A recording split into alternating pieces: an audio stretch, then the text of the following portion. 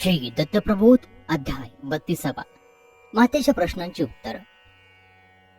मागील अध्यायापर्यंत अनसूयेच्या 30 प्रश्नांची उत्तर श्री दत्तात्रेयांना दिली. ब्रह्म म्हणजे काय हेही सांगितलं. आणि आता पुढे प्रश्न होता, कोणतं आसन चांगलं. त्याचं प्रश्नाचं निरूपण श्री दत्तात्रेय करतात. ते म्हणाले, माते, साधकाला साधनेसाठी पूर्ण शुद्ध भूमीसारखं दुसरं कुठलं चांगलं आसन असणार. दुसरं आसन म्हणजे तृणाचं, विशेष करून दर्भाचंच. योग्यांसाठी तापसांसाठी मृगासन किंवा व्याघ्रासन, प्रापंचिकासाठी काष्टासन किंवा वस्त्रासन, सिंहासन प्रजापालक भूपतीसाठी, वृक्षासन पक्ष्यांसाठी आणि सर्वात शुद्ध आणि सर्वांसाठी उपयोगी असलेलं कंबळासन. अशी ही बैठकीसाठी आसनं झाली. पण एक आसन राहिलं, मनाचं. मनाचं तारू कुठेही स्थिर नाही. उलट ते सैरावैरा भटकतं, नाना विकल्प नाना माया निर्माण करतं आणि फक्त वरवरच्या शृंगाराला महत्व देऊन वरकांतीचं आसन बनतं. पण मनाला आसन प्राप्त होत नाही. मनाला दृढ आसनाची जास्त जरूर आहे. आधी मनाला स्थिर करावं, विवेकानं आकळावं, दृढ आसनाची बैठक घ्यावी. मन दृढ करता आलं नाही तर कोणतंच कार्य हातून घडणार नाही. आणि म्हणून सर्वात महत्वाचं आसन म्हणजेच दृढासन. आता ध्यान म्हणजे काय ते पाहूयात. ध्यान म्हणजे जिथं चित्त एकलय झालं आहे, मन वेधलं गेलं आहे, साऱ्या वृत्ती हरपून गेल्या आहेत, त्याला ध्यान लागणं असं म्हणतात. ह्या ध्यानाचा अनुभव तसा सर्व प्राणीमात्रांनाच येतो. तू श्रवण भक्तीत ध्यान लावून बसले आहेस. ध्यान हे अनेक प्रकारचं असतं. कोणी विषय ध्यानी असतं, कोणी धन ध्यानी असतं, कोणी सिद्धी ध्यानी असतं, यज्ञ याग ध्यानी, कोणी दैवत यक्षिणी ध्यानी, कोणी अनेक उद्योगाच्या ध्यानी असतं. ही सारी वैषयिक ध्यान झाली. मनाची ध्यान झाली ती स्वहित कामासाठी उपयोगाची नाही. यांच्या अन्वये साधना साधता येत नाही. जीव पाकडूनही ह्या ध्यानांची मोक्षप्राप्ती होत नाही. भवपाश तुटत नाही. उलट दारुण गुंतवणूक होते. जन्म मृत्यूच्या फेऱ्यांचं ओढणं भाळ येतं. म्हणून असं ध्यान हवं की ज्या ध्यानानं वृत्ती शुद्ध होतात, भवपाश बिरून जातात, अज्ञान नष्ट होतं, ज्ञानाचा उदय होतो, मन ब्रह्माचंच निजछंद धरतं. त्याचा असा ध्यास मनाला लागतो. सर्वत्र त्याचाच भास होतो. त्याचंच गोड रूप गोड ध्यान दिसतं आणि स्वस्वरूपी मन जडून जातं. दुसरा कुठलाही पदार्थ त्याला आवडत नाही. तद्रूपता येते. याला ध्यान साधलं असं म्हणतात. जप म्हणजे 3.5 कोटी मंत्रावळी. या मंत्रावळी स्वर्ग पृथ्वी पाताळ अवघ्या भरून राहिले आहेत. या 4 वेदांपोटी औटकोटी मंत्र भरून राहिले आहेत. ऋषीमुखातून सृष्टीचा उद्भव झाला. त्या धुर्जटी शक्तीतून विश्व उदयाला आलं. प्रत्येक दैवताचं मंत्राचरण ठरवून केलं. ते उच्चारताना ती दैवत प्रसन्न होऊ लागली आणि मनातील हेतू पुरवू लागली. जप चुकला, नेमधर्म चुकला तर कोपू लागली, जाळू लागली. पण ही दैवत भवपाशातून सुटका करू शकली नाही.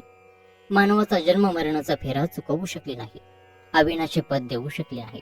उलट या जपातपानं अनुष्ठानानं रिद्धी सिद्धी प्राप्त होऊ लागल्या आणि त्यामुळे जीवनाला अधिक बद्धता येऊ लागली. ही बद्धता नष्ट करणारा, चिरंतनाकडे नेणारा, आध्यात्मिक ज्ञान देणारा, ब्रह्मखूण दाखविणारा, बीजमंत्र देणारा सद्गुरू जेव्हा मानवाला लाभला तेव्हा त्याच्या सतेज बीजमंत्रानं सर्व माईक मिथ्या गोष्टीतलं त्याचं स्वारस्य संपलं. स्वहित गोज कानात गुंजू लागलं. मन उन्मन झालं. मूळ मंत्र आपोआप त्याच्या हृदयात संचलला आणि त्याच्या जाणीवा जन्म मरणातीत झाल्या. तो अविनाश पदाला पोचला, तद्रूप तल्लीन झाला. एवढं या खऱ्या जपाचं महत्व आहे. सर्व वर्णात श्रेष्ठ ब्राह्मण वर्ण, पण तो आचरणानं ब्राह्मण असायला हवा, केवळ वर्णानं नव्हे. नाहीतर वर्णानं ब्राह्मण आहे पण आचरण एखाद्या शूद्र माणसासारखं रंगेल, भोगलोलूप विषयी दुराचरणी चैनी आहे. धर्मनीतीची ही चाड नाही. यमनियमनाची भीती नाही. रूढी परंपराचा आदर नाही. उन्मुक्त आणि स्वैर जीवनाला चटावलेला आहे. त्याला ब्राह्मण कसं म्हणायचं? तो जरी वर्णानं ब्राह्मण असला तरी वृत्तीनं शूद्राहून शूद्र आहे. या उलट जो वर्णानं शूद्र आहे पण आचरणानं वृत्तीनं आणि स्वभावानं ब्राह्मणाहून शुद्ध आहे, ज्याला आत्मविचाराची जाणीव आहे, भक्ती ज्ञान वैराग्याची चाड आहे, परब्रह्म ज्ञानाची जिज्ञासा आहे, त्या शूद्रातला शूद्र चांगदेवही कोणत्याही ब्राह्मणापेक्षा श्रेष्ठच आहे. वेदातही वर्णाचा अर्थ असाच व्यापक सांगितलेला आहे. पण स्वतःच्या स्वार्थापायी आणि तुंबडी भरूपणापायी काळाच्या ओघात मूळ वेदातला वर्ण विचार, वर्ण व्यवहाराचे आचरण लोकांनी बदललं. जो ब्रह्मनिष्ठ आहे तो ब्राह्मण वेद काळात, ब्रह्मनिष्ठ क्षत्रिय ब्राह्मण होत असते, वैश्यही ब्राह्मण होत असे. वर्ण व्यवस्था अतिशय लवचिक होती. ती लवचिकता काळाच्या ओघात नष्ट झाली आणि वर्ण पक्के झाले. एका वर्णातून दुसऱ्या वर्णात प्रवेश करता येणार. उच्चवर्णीयांनी स्वार्थानं समाजातल्या काही वर्णांना हीन लेखलं आणि आपल्या सेवेला लाभलं. पण विवेकाची कास धरून परमार्थ जाणणाऱ्यांनी हे मात्र लक्षात ठेवायला हवं की जो मानव मग तो कोणत्याही वर्णातला असो ब्रह्म जाणतो ओळखतो तोच खरा ब्राह्मण. जागृती म्हणजे काय? जागृती म्हणजे जो स्वात्महिताच्या विचारात सदैव गुंग असतो, जो दृग्दृश्य महावाक्य प्रकार निरंतर अनुभवत असतो, द्वैत दोष ज्यानं कधीच वितळवून टाकलेले असतात, मोह माया लोभ सर्व विषय यांचा ज्यानं त्याग केलेला असतो आणि जो सदैव आत्ममग्न स्वस्वरूपाने चिंतनात निमग्न असतो, उन्मनी अवस्थेत दंग राहतो, त्याला जागृती म्हणतात. निद्रिस्त कोण?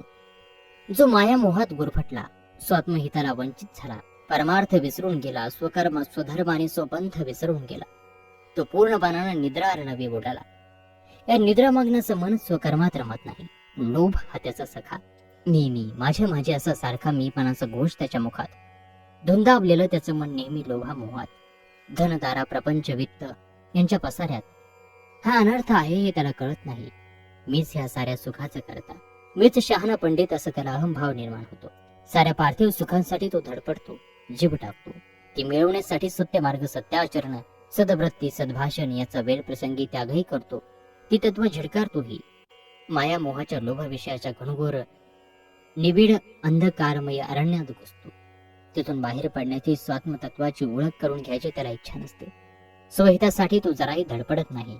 स्वतःच्या हाताने स्वजन्माचं वाटोळ करतो, त्यालाच घोर निद्रा म्हणावं. दत्तगुरु म्हणाले, माते, तुझ्या सर्व प्रश्नांची उत्तरं मी दिली. आता एक लक्षात ठेव, मानवी देह एकदाच मिळत असतो.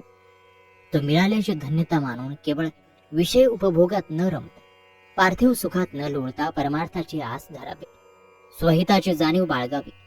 जन्म मरणाचा अटळ फेरा कसा थांबवता येईल या दृष्टीने साधना करावी. जीवनमुक्त होण्यासाठी, अविनाशी लाभ जोडण्यासाठी, अनंत ब्रह्मांडीच्या नायकाची दृष्टभेट होण्यासाठी सद्गुरु सेवा करणं भाग आहे. आयुष्यातला आनंद अनुभव सद्गुरु देवता वाचून कोणीही देऊ शकत नाही. कारण तिन्ही जगाचा स्वामी फक्त गुरुरायच अंकित असतो. आयुष्यात उदंड पाठ श्रवण केले, नाना योग आचरले, सिद्ध दैवत प्रसन्न करून घेतले, तरीही पावन होता येत नाही. ते पावन होण्याचं भाग्य गुरूंच्या एका स्पर्शात आहे. आणि म्हणून माते, माझ्या सद्गुरु पित्याला अनन्य भावानं शरण जा. आणि याच बरोबर श्री दत्तप्रबोध ग्रंथातील हा 32वा अध्याय या ठिकाणी समाप्त होत आहे. पुढील अध्यायामध्ये दत्तगुरु आपल्या मातेला श्री गुरूंचा लाभ घडवून देतात. तेव्हा तो अध्याय पाहायला ऐकायला विसरू नका.